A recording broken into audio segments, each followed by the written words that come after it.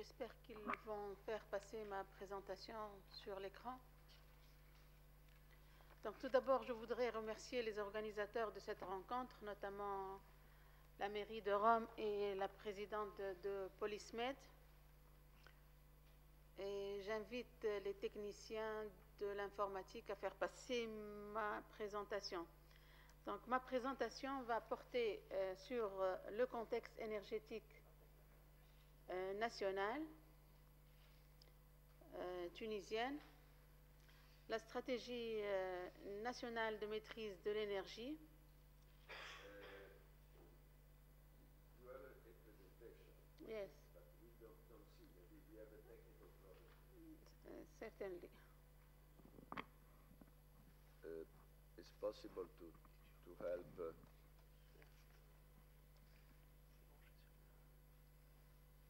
Okay, he's coming. Okay. Sorry. Okay. C'est bon?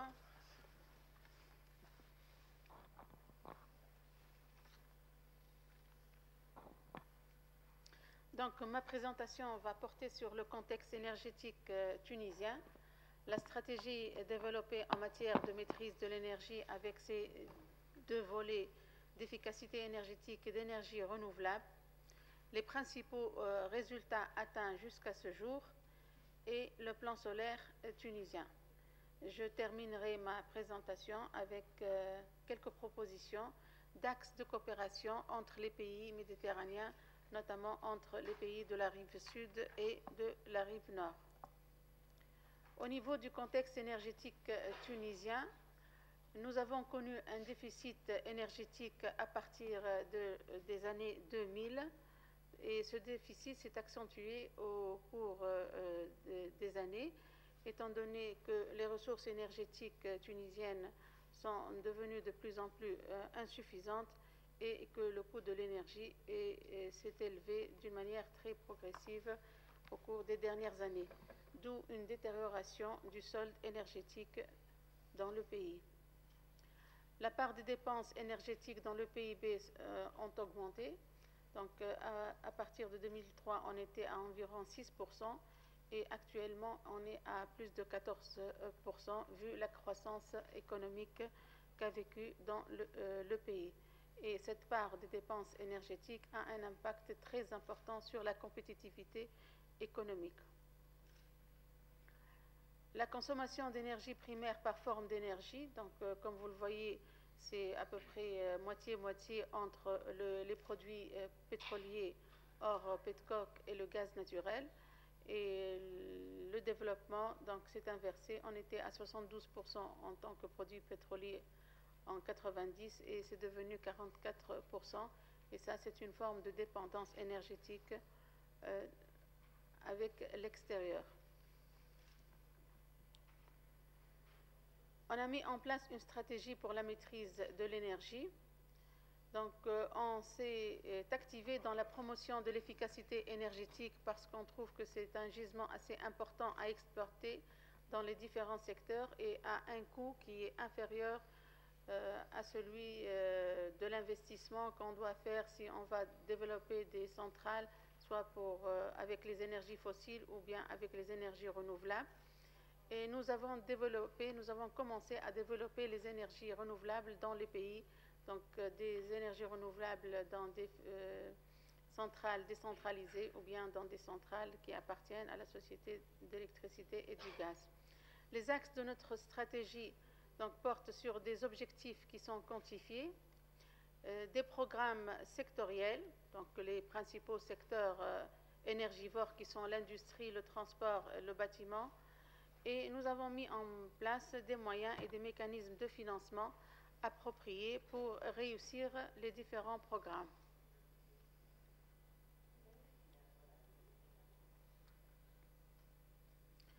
Comme je l'ai dit, les gisements d'économie d'énergie, d'après les études que nous avons réalisées, on peut avoir des gains de l'énergie à partir de l'efficacité énergétique à hauteur de 80% et 20% à partir du renouvelable.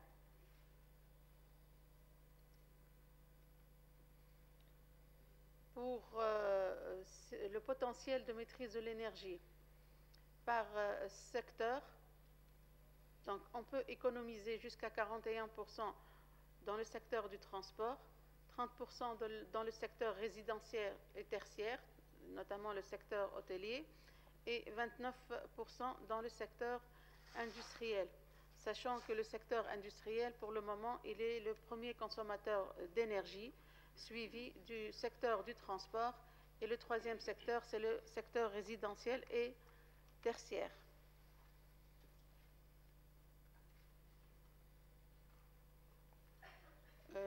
Un autre gisement de maîtrise de l'énergie, les énergies renouvelables, et nous ciblons essentiellement l'éolien avec 85%.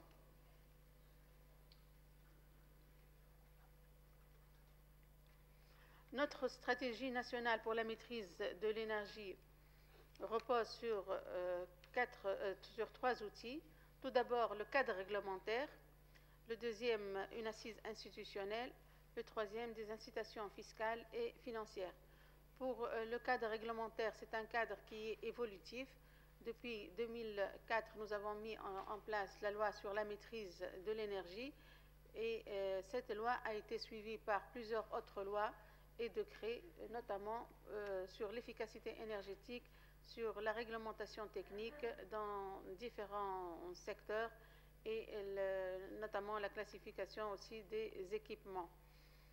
Pour l'assise institutionnelle, il y a eu la création de l'Agence nationale pour la maîtrise de l'énergie et cette année, elle fête son 25e anniversaire. Il y a eu aussi la création d'une technopole dans la capitale, c'est la technopole de Bourg Sedriya dédiée aux énergies renouvelables, plus le développement des centres de formation et des modules de formation universitaire dédiés à l'énergie, efficacité énergétique et énergie renouvelable.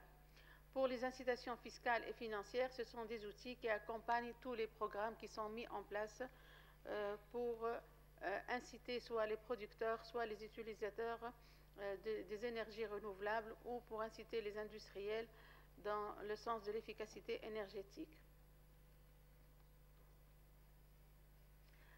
J'ouvre une petite parenthèse puisqu'on parle de ville durable. J'ouvre une petite parenthèse sur le secteur du bâtiment. Donc, le secteur du bâtiment représente 7% du produit intérieur brut de la Tunisie. Il emploie plus de 400 000 personnes qui sont réparties sur 2000 entreprises structurées et 15 000 petites et moyennes entreprises. La Tunisie est urbanisée actuellement à plus de 65%. Et le parc de logements est passé de 1 million en 1975 à plus de 3 millions en 2010. Le taux de croissance annuel moyen au cours de ces années s'établit à 3%. Avec un rythme annuel de croissance de 77 000 nouveaux logements pour les 5 dernières années.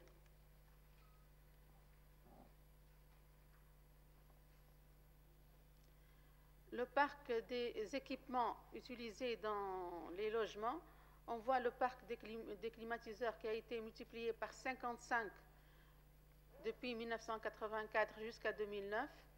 Le parc des réfrigérateurs a été multiplié par 5 et le nombre de points lumineux a été multiplié par 3. D'où la nécessité de mise en place d'un programme d'efficacité énergétique dans le bâtiment. Le programme qui a été mis en place concerne notamment les équipements. Donc, il y a eu la certification des équipements utilisés dans les logements tels que les réfrigérateurs, les climatiseurs et les appareils d'éclairage. Donc, il y a toute une réglementation de classification et d'élimination des classes qui sont énergivores. Nous avons éliminé progressivement les appareils électroménagers de classe énergétique assez élevée et les lampes à incandescence. Puis, nous avons promu des programmes tels que le remplacement des lampes à incandescence et l'incitation à l'achat des LBC, la mise en place du programme Prosol thermique avec la coopération italienne. Maintenant, nous sommes à 500 000 mètres carrés de chauffe-eau solaire. Nous avons démarré l'année dernière le Prosol ELEC, donc c'est l'autoproduction électrique dans les maisons. Et c'est un projet qui avance rapidement et grâce au soutien de la coopération italienne aussi. Et nous allons démarrer un programme de remplacement d'environ 400 000 réfrigérateurs qui sont énergivores. De même, il y aura un programme Promo-Isol qu'on appelle Promo-Isol pour l'isolation des toitures, étant donné l'efficacité énergétique avec ces programmes. Au niveau des nouvelles constructions, nous avons mis en place un ensemble de réglementations thermiques qui concernent les bâtiments administratifs et les bâtiments résidentiels collectifs.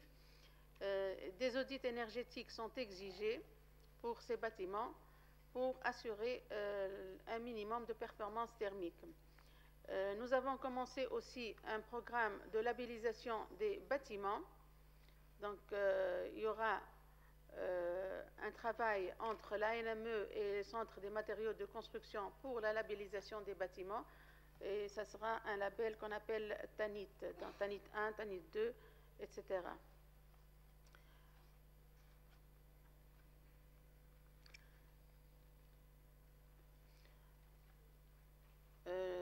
Le nouveau programme, j'ai déjà parlé, donc le Promo-Isol dans les nouvelles constructions. Pour les bâtiments existants, il y a eu, comme vous l'avez vu, une très grande évolution dans la construction des bâtiments depuis l'indépendance, mais on ne s'est pas très intéressé sur l'efficacité énergétique de ces bâtiments. Maintenant, nous avons mis en place une réglementation qui oblige l'audit énergétique qui sera suivie par la mise en place des contrats programmes signés entre les entreprises et la NME et la concrétisation des plans d'action qui seront approuvés par la NME. De même, nous encourageons à la cogénération, donc la substitution au gaz, la climatisation au gaz naturel et la climatisation au solaire. Et dans ce sens, nous avons des projets de coopération avec nos amis français, l'ADEME, et avec la coopération italienne pour introduire la climatisation solaire, et nous sommes actuellement sur des projets pilotes. Les clés de réussite de notre programme pour le bâtiment, c'est des améliorations techniques simples et maîtrisables localement, bien sûr à travers la conception architecturale adaptée au climat, l'isolation thermique de l'enveloppe du bâtiment, le choix des matériaux de construction, et nous avons beaucoup de matériaux de construction locaux qui permettent une économie d'énergie, l'utilisation des systèmes. L'autre axe, c'est une véritable politique de communication auprès du grand public. Donc, c'est des petits gestes qu'on apprend au grand public et qui permettent d'économiser de l'énergie. L'implication forte de l'ensemble des professionnels. Nous travaillons beaucoup avec les bureaux d'architectes, les promoteurs immobiliers. Et c'est avec ces gens-là qu'on peut réussir nos programmes d'efficacité énergétique. Et nous avons mis à leur disposition beaucoup d'outils tels que les guides techniques et des logiciels simplifiés. Pour les résultats atteints, donc au niveau macroéconomique, ici je ferme la parenthèse pour le bâtiment, nous avons réussi à réduire la consommation énergétique primaire de 13%. Nous avons maîtrisé le taux de croissance annuel moyen de la demande d'énergie primaire. Elle est passée de 4% durant la période 90-2000 à 2,2% uniquement durant la période 2000-2010. En termes d'indice, donc l'évolution de la croissance économique est beaucoup plus importante que la consommation d'énergie primaire. Et vous voyez là le découplage entre les deux taux de croissance. L'intensité énergétique a beaucoup baissé. Elle est passée de 0,4 à 0,3 actuellement. Donc une baisse de l'intensité énergétique de l'ordre de 23% grâce au programme d'économie d'énergie que nous avons réalisé.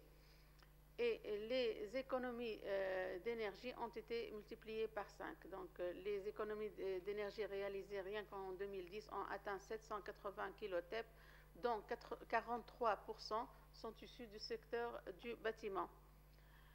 Pour le plan solaire, donc c'est un plan solaire qui vise la période 2016-2000. Les objectifs sont tracés pour les années 2016 et 2030 et ils concernent aussi l'efficacité énergétique et les énergies renouvelables. et l'enveloppe d'investissement pour la période 2010-2016 s'établit à 4 milliards de dinars. Les principaux projets concernent le solaire, donc le solaire décentralisé et les solaires centralisés, avec bien sûr le CSP et le photovoltaïque. Ça concerne aussi l'éolien, la mise en place des fermes éoliennes de l'ordre de 470 MW, le développement de la biomasse et l'infrastructure de soutien pour l'accompagnement de tous ces projets. C'est le plan solaire qui s'inscrit dans le plan solaire méditerranéen, donc cible la réduction de la demande d'énergie à 24% en 2016 et 40% en 2030, et ce qui permet une économie d'énergie de l'ordre de 100 millions de TEP. Pour le mix énergétique, donc, nous ciblons l'éolien et le solaire, mais essentiellement c'est l'éolien étant donné le coût d'investissement qui n'est pas assez élevé. Docteur Clini, donc je termine avec une nouvelle vision de la stratégie de la maîtrise de l'énergie qui peut être valable pour tous les pays de la région méditerranéenne. Donc on doit agir sur la demande, tous les secteurs sont concernés, sans exception. On doit diversifier le bouquet énergétique par les énergies renouvelables pour diminuer notre dépendance vis-à-vis des énergies fossiles. Nous, en tant que pays de la rive sud méditerranéenne, nous devons avoir une position au niveau industriel pour développer certaines composantes et certains équipements nécessaires à l'efficacité énergétique et aux énergies renouvelables, ce qui permet de créer de l'emploi et résorber une partie de chômage qui a fait l'objet de nos révolutions dans nos pays. Nous devons aussi améliorer nos lois sur la maîtrise de l'énergie et adopter une réglementation spécifique de production d'électricité renouvelable et essayer de s'insérer dans la logique donc, des directives européennes, notamment l'article 9, qui permet l'exportation d'une partie de l'énergie électrique vers l'Europe. Donc, pour conclure, et à partir de ce que nous avons écouté hier et aujourd'hui, et pour asseoir un partenariat entre les deux rives de la Méditerranée, un partenariat gagnant-gagnant dans le cadre de l'UPM et dans le cadre du plan solaire méditerranéen, on peut travailler sur le premier axe qui concerne le développement de l'infrastructure technologique avec le développement des centres de recherche technologique et le partage de savoir-faire entre les deux rives, le développement des plateformes de l'innovation en favorisant le rapprochement entre les laboratoires de recherche et les entreprises, la création de plateformes de démonstration pour la recherche des énergies renouvelables, et on sait pertinemment que les pays européens sont très développés dans le développement des énergies solaires, mais ils n'ont pas assez de solaire que chez nous, donc nos pays peuvent être utilisés comme plateforme de démonstration pour pouvoir vendre les technologies. Créer des pépinières d'entreprises et favoriser l'émergence de nouvelles PME, surtout dans le secteur industriel. Développer le domaine industriel. Pour le cas de la Tunisie, nous avons un tissu industriel assez développé, de même que pour le Maroc. Et l'industrie des énergies renouvelables demande beaucoup d'industries mécaniques, électriques, métallurgiques, électroniques. Et on peut faire évoluer notre tissu industriel vers les créneaux qui s'adressent aux énergies renouvelables. Le troisième axe que je pourrais proposer, donc le développement de la production de l'électricité à partir de renouvelables disponibles dans l'Afrique du Nord, donc le solaire et l'éolien. Et nous devons adapter notre cadre réglementaire et institutionnel spécifique pour inciter la production des énergies renouvelables et inciter l'exportation vers les pays de l'Europe pour atteindre les fameux objectifs 20-20-20, le renforcement du réseau local, donc national, et l'interconnexion entre les pays maghrébins et entre les pays de la rive sud et la rive nord, donc développer les interconnexions et compléter la boucle énergétique, et la mise en place d'outils de financement innovants. Et dans ce cadre, il y a tout un groupe de travail qui travaille au sein de l'UPM pour réfléchir sur des outils de financement innovants dans le cadre de l'énergie renouvelable, étant donné que la structure de financement n'est pas la même que pour des projets courants. et je vous remercie pour votre attention.